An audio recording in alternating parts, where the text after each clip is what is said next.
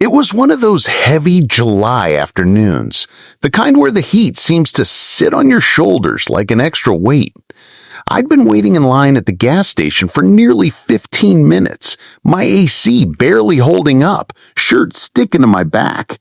The line wasn't moving, and I was starting to wonder why. Then I saw it.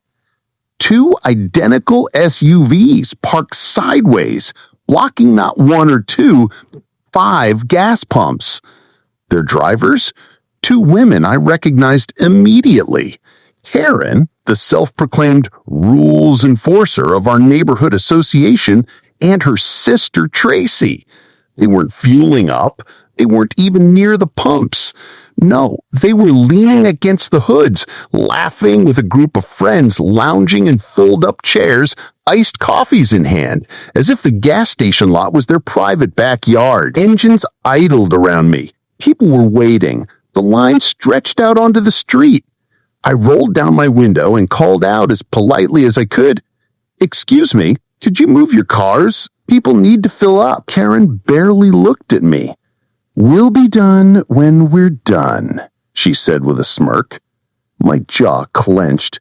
Behind me, someone honked. Another driver shouted, "You can't block all the pumps like that!" Karen only smirked harder.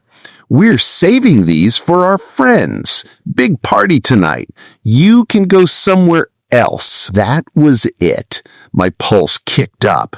It wasn't just the inconvenience. It was the smugness, the way she acted like the rest of us were extras in her show. I grabbed my phone. "You know this is against the law, right?" I said, hitting record. She stepped closer, hand resting on my window frame. "Sweetheart," she cooed, "you have no idea who you're talking to." I kept the camera steady.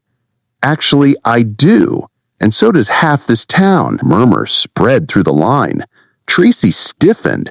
People started recording from their own cars. And then, like a blessing, a siren wailed in the distance. Blue lights flashed across the shiny SUVs. The officer who stepped out didn't waste time.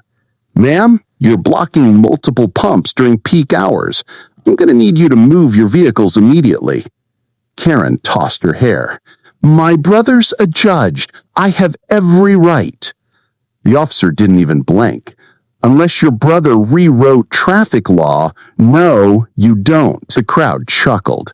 Tracy tried to charm her way out, but the officer cut her off. "License, registration, proof of insurance, now." That's when things unraveled. The officer frowned at Karen's windshield. He peeled back the registration sticker, and it slid off too easily. Wrong paper, wrong print. A fake. Gasps rippled through the lot. The officer's voice was calm, almost cold. "Fraudulent registration. That's a criminal offense." Phones were out. People clapped. Someone whistled. The tow truck was called. As the winch clanked and Karen's SUV lifted helplessly into the air, the crowd erupted in cheers. Horns honked like a celebration parade. I'll admit it, I savored the sight. But here's the thing, that was only the beginning. 3 days later, just when I thought it was over, an envelope slid through my mail slot.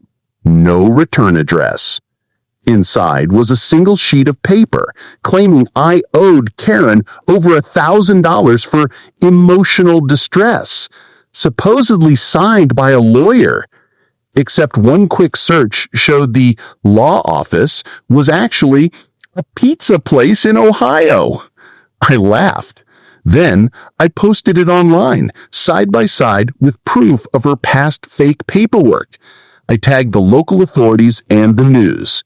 Fallout was instant. Police confirmed it was another forgery. The county clerk backed it up.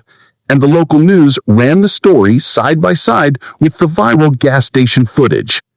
By the end of the week, both sisters were facing real charges.